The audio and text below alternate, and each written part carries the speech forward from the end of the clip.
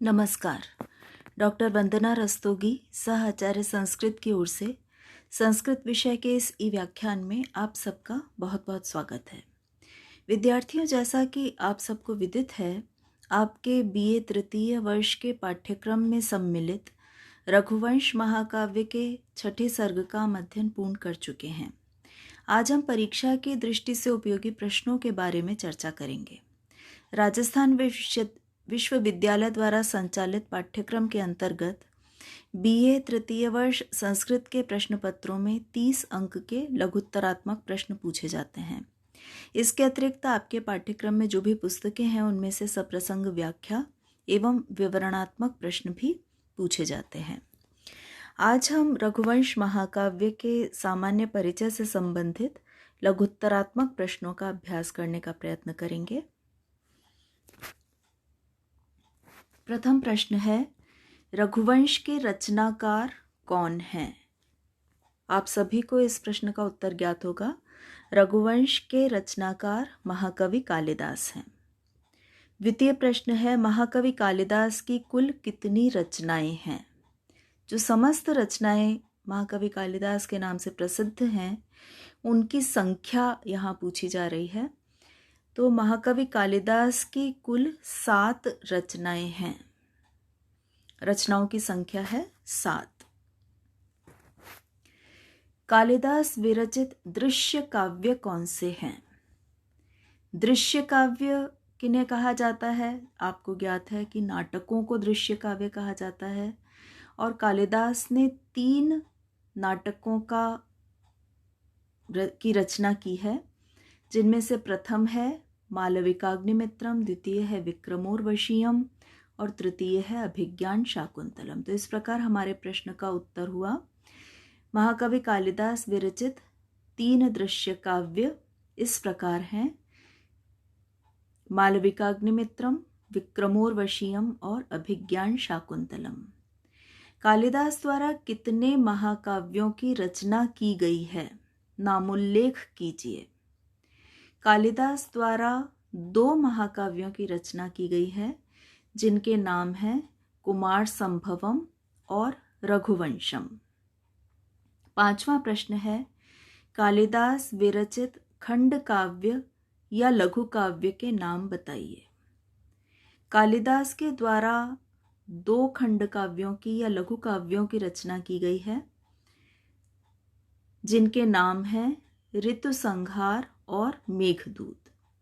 मेघदूत और ऋतुसंहार ये आकार में छोटे होने के कारण लघु काव्य कहलाते हैं। 6ठा प्रश्न इस प्रकार है, कालिदास ने कितने व कौन से श्रव्य काव्यों की रचना की है?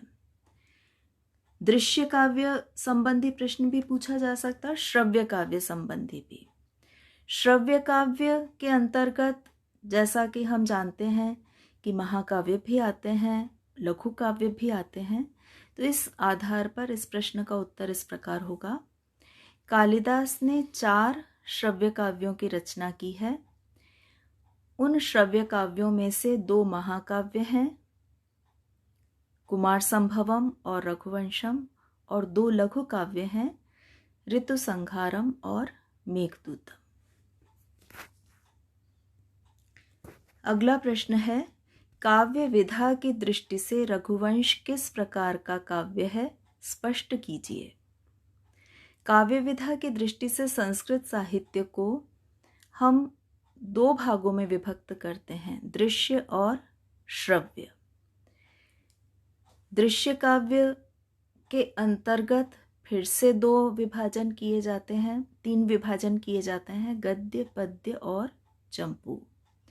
तो जो छंदोबद्ध रचनाएं होती हैं वो पद्य कहलाती हैं, और पद्य काव्य में से भी महाकाव्य होते हैं, लघु काव्य होते हैं। इस प्रकार से वर्गीकरण किया जाता है। तो यदि हम रघुवंश के विषय में जानना चाहें तो हमें इस प्रश्न का उत्तर इस प्रकार देना चाहिए कि काव्य विधा की दृष्टि से रघुवंश एक श्रव्य काव्य है।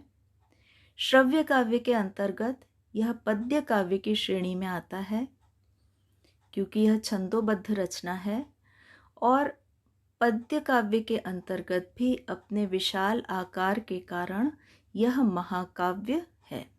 इस प्रकार से काव्य विधा की दृष्टि से रघुवंश एक श्रव्य काव्य है, पद्य काव्य है और महाकाव्य है। 8वां प्रश्न है, लघुत्रयी में परिगणित ग्रंथ कौन से हैं तथा उनके रचनाकार कौन हैं? संस्कृत साहित्य में लघुत्रयी के अंतर्गत, जैसा कि त्रयी नाम से ही ज्ञात हो रहा है, 3 ग्रंथों को परिगणित किया जाता है। वे ग्रंथ कौन से हैं? कुमार संभवम, मेघदूतम और रघुवंशम। इस प्रकार से लघुत्रयी में परिगणित 3 ग्रंथ कुमार संभव, मेघदूत और रघुवंश, इन तीनों के ही रचनाकार महाकवि कालिदास हैं। तो कालिदास की इन 3 रचनाओं को लघुत्रयी के नाम से जाना जाता है। यह प्रश्न इस रूप में भी पूछा जा सकता है कि लघुत्रयी के अंतर्गत कालिदास के कौन कौन से ग्रंथों को सम्मिलित किया जाता है। अगला प्रश्न है, रघुवंश के उपजीव्य काव्यों के विषय में बताइए। उपजीव्य काव्य वे काव्य कहलाते हैं जिनके आधार पर कोई कवि अपने काव्य का कथानक चुनता है और अपने काव्य की रचना करता है।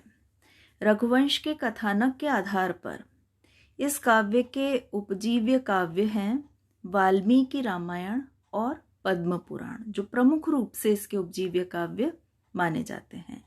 वाल्मीकि रामायण के विषय में रघुवंश के प्रथम सर्ग में स्वयं कालिदास ने भी उल्लेख किया है कि वाल्मीकि द्वारा विरचित रामायण के माध्यम से उन्हें रघुवंश की रचना करने की प्रेरणा मिली है। और पद्म पुराण में रघुवंश में जो सूर्यवंश या इक्ष्वाकु वंश की वंशावली का वर्णन किया गया है, वह पद्म पुराण पर आधारित माना जाता है। तो इस प्रकार से इस प्रश्न का उत्तर हुआ, रघुवंश के उपजीव्य काव्य रघुवंश के कथानक के आधार पर हैं वाल्मीकि रामायण और पद्म पुराण। रघुवंश के नामकरण का आधार क्या है, स्पष्ट कीजिए। रघुवंश के नामकरण का आधार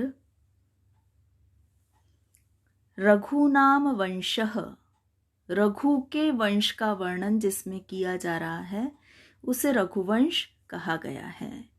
इस प्रकार से रघुवंशम अधिकृत्य कृतम काव्यम रघुवंशम, रघुओं के वंश का जिसमें वर्णन है और उस रघुवंश को आधार बना करके जिस काव्य की रचना की गई है उसे रघुवंश नाम दिया गया है।